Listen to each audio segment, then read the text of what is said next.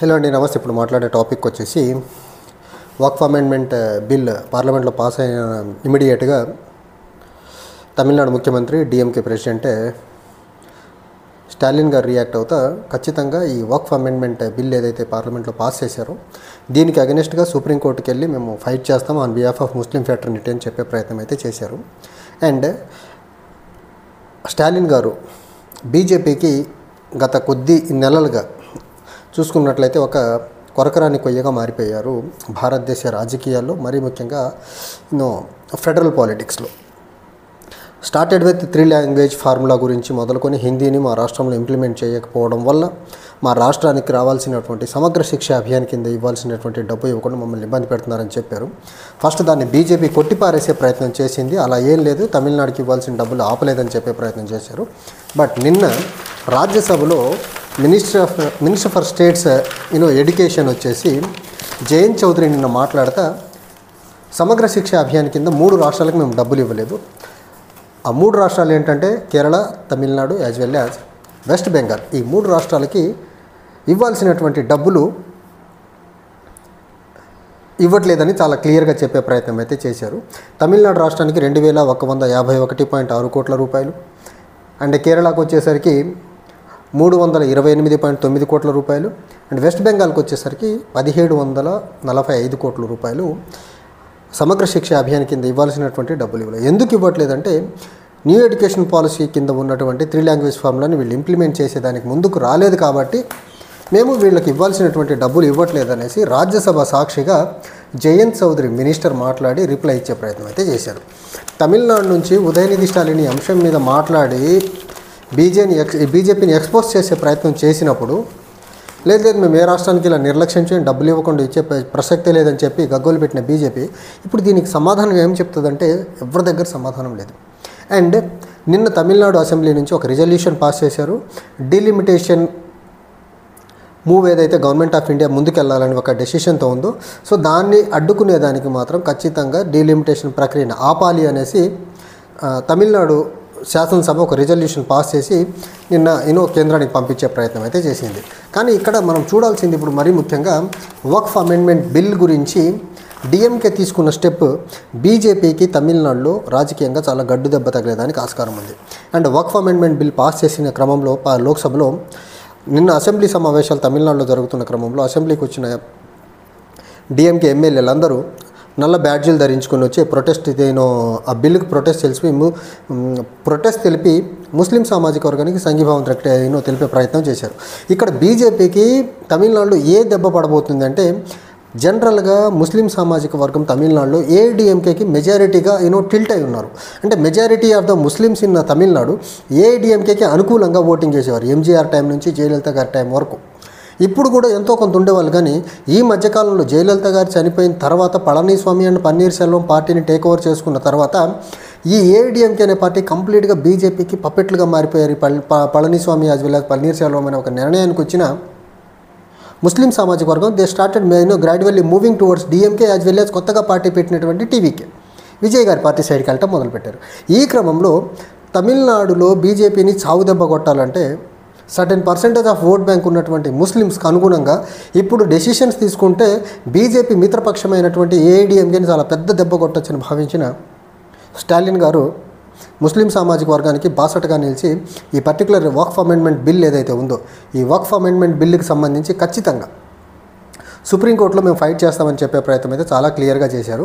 But ఇంకో దానికి కూడా ఆయన స్టాలిన్ గారు ఒక డిస్ప్లేచర్ ఎక్స్ప్రెస్ చేసే ప్రయత్నం చేశారు. అదేంటంటే ఒక బిల్ పాస్ చేసేదానికి, ఒక కమ్యూనిటీని టార్గెట్ చేసే బిల్ పాస్ చేసేదానికి అర్ధరాత్రి 2 గంటల వరకు చర్చలు జరిపి 2 గంటల టైంలో బిల్ పాస్ చేయాల్సిన ఆవశ్యకత దేశం మొత్తం నిద్రపోతున్న అర్ధరాత్రి వేళ వక్ఫ్ అమెండ్మెంట్ బిల్ పాస్ చేశారంటే బీజేపీ మతపరమైన రాజకీయాలలో ముస్లింలను బూచిగా చూపించి హిందువులను ఏకతాటిపై తీసుకొచ్చేదానికి ఎంత దూరం అన్న వెళ్ళి ఏ టైం వరకన్నా బిల్లులు పాస్ చేస్తుంది అనే దానికి ఎగ్జాంపుల్ ఇది అని చెప్పే ప్రయత్నం అయితే చాలా క్లియర్గా చెప్పారు.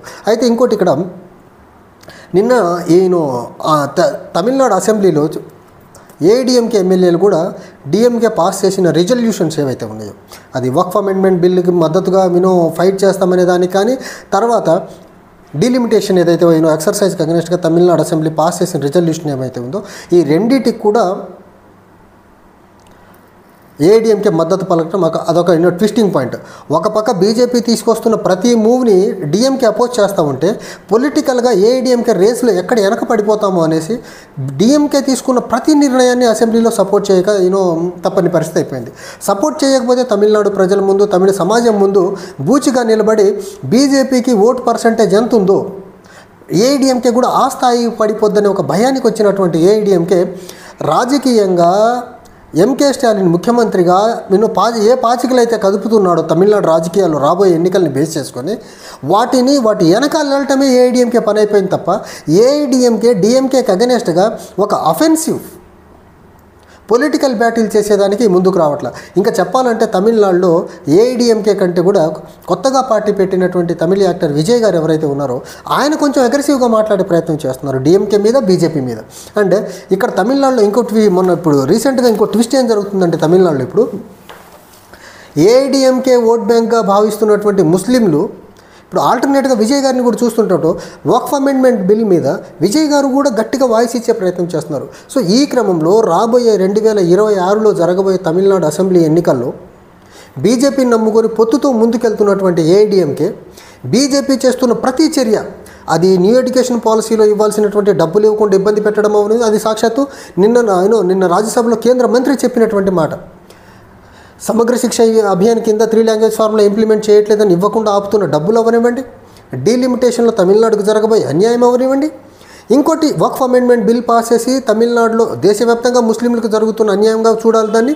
ఎట్ ద సేమ్ టైం తమిళనాడులో ఎన్నికల పోల్ బౌండ్ స్టేట్లో డిఎంకేతో బీజేపీతో పొత్తులు వెళ్తున్నటువంటి ఏఐడిఎంకే ఒక మేజర్ ఓట్ బ్యాంక్గా ఉన్నటువంటి కమ్యూనిటీ మీద ఎఫెక్ట్ పడుతుంది. కాబట్టి ఈ రకంగా ఏఐడిఎంకేకి ఏ రకంగా చూసినా బీజేపీ సెంటర్లో తీసుకున్న ప్రతి నిర్ణయం ఏఐడిఎంకే బీజేపీతో పొత్తులో పుణ్యం భాగం అనేసి ప్రతి దానికి ఇప్పుడు negative consequences AIADMK music face చేయాల్సి ఉంటుంది తమిళనాడు ప్రజల ముందు. సో ఇదంతా ఏఐడిఎంకే తెలియక చేస్తుందంటే తెలియక కాదు. బీజేపీ నుంచి లాజిస్టికల్ సపోర్ట్ ఎలక్షన్ టైంలో కావాలి, బీజేపీ అండదండతో మనం పార్టీని ముందుకు తీసుకెళ్లాలని ఒక భ్రమల్లో ఉన్నారు పళనిస్వామి. కానీ బీజేపీ మిత్రపక్షాన్ని మింగేసి బీజేపీ ఎదగాలని తహతహలాడుతుందనే అంతర్యాన్ని పళనిస్వామి గ్రహించకపోవడం అది నిజంగా ఏఐడిఎంకే పార్టీ యొక్క ఉనికికే పెద్ద క్వశ్చన్ మార్క్గా పడేదానికి ఆస్కారం ఉంది. ఇప్పుడు మనం చూసుకున్నట్లయితే నేను చెప్పినటువంటి 3 ఆస్పెక్ట్లు ఏవైతే ఉన్నాయో తమిళనాడు రాజకీయాల్లో గత కొన్ని నెలలుగా హాట్గా ఉన్నటువంటివి న్యూ ఎడ్యుకే 3 లాంగ్వేజ్ ఫార్ములా, డీలిమిటేషన్ అండ్ నిన్న వక్ఫ్ అమెండ్మెంట్ బిల్ ఏవైతే ఉన్నాయో ఇవన్నీ కూడా తమిళనాడు ప్రజల్లో ఒక రకమైన బీజేపీ మీద ఎవర్షన్ కలిగించే అంశాలు ఇవి.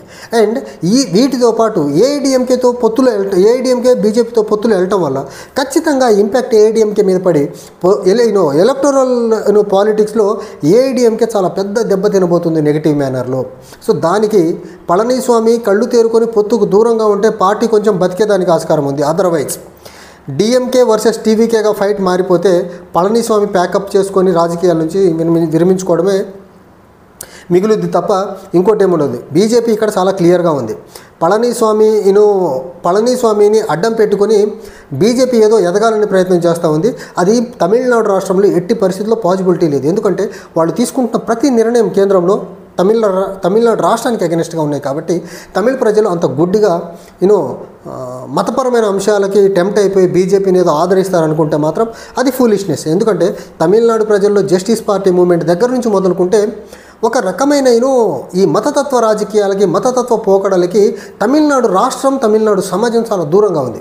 అక్కడ మేబీ కొంతవరకు కుల భావన ఉండొచ్చు, ద్రవిడ పాలిటిక్స్ అనే ద్రవిడియన్ భావజాలం ఉండొచ్చు, కానీ అక్కడ కులభావం అంత దారుణంగా అయితే లేదు.